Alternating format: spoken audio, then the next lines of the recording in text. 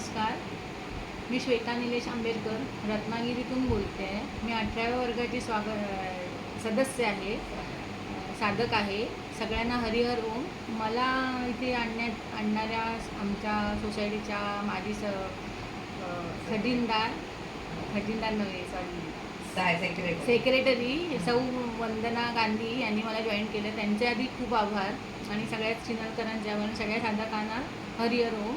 माझा असा अनुभव आहे की मला पित्ताचा जो त्रास होता तो ह्यांच्या सूक्ष्म व्यायामाने सगळा तो गेलाच. आणि परत माझ्या आते सासूबाईंना स्तनाचा जो कॅन्सर झाला होता त्याविषयी मी थोडं सांगणार आहे. तिला स्तनाचा जो कॅन्सर झाला त्याच्यावरती तिचं ऑपरेशन होऊन आम्ही फक्त तिच्यासाठी 3 महिन्याचंच औषध घेतलं. त्याच्यानंतर मी आत्ते सासूबाईंची वाट बघत होते की त्या कधी येतील, कारण माझी इच्छा होती की त्यांना लवकरात लवकर त्या बऱ्या व्हाव्यात.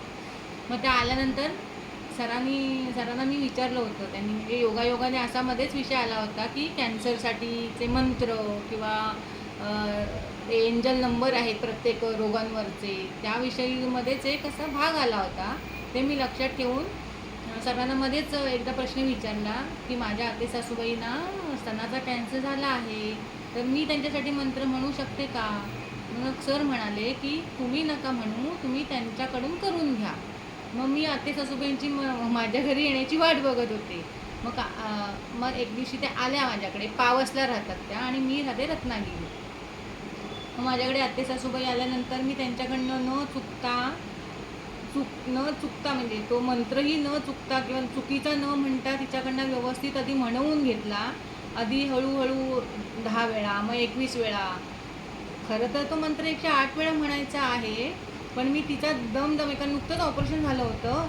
दम जमेपर्यंत तिला मी 21 वेळा 50 वेळा आते जमतंय ना, मग आता वाढवूया काय, मग आते हो हो म्हणत जायची, तसा वाढवायची.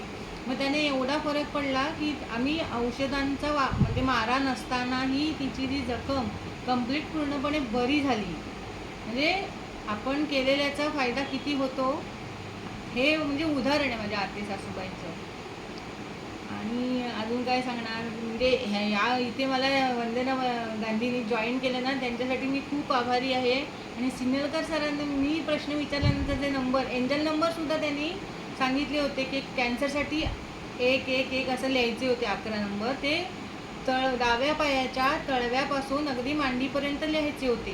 तर मी त्यांनी सांगितलेली जी टीप होती म्हणजे थोड्या थोड्या अंतरावर तशा टाईपने मी लिहत होते आणि त्याचा जो खूप फरक पडला.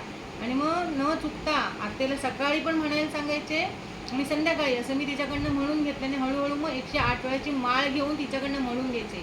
आते चल 7 वाजलेत आपण म्हणूया. मग आतेही तेवढीच उत्सुक असायची म्हणायला.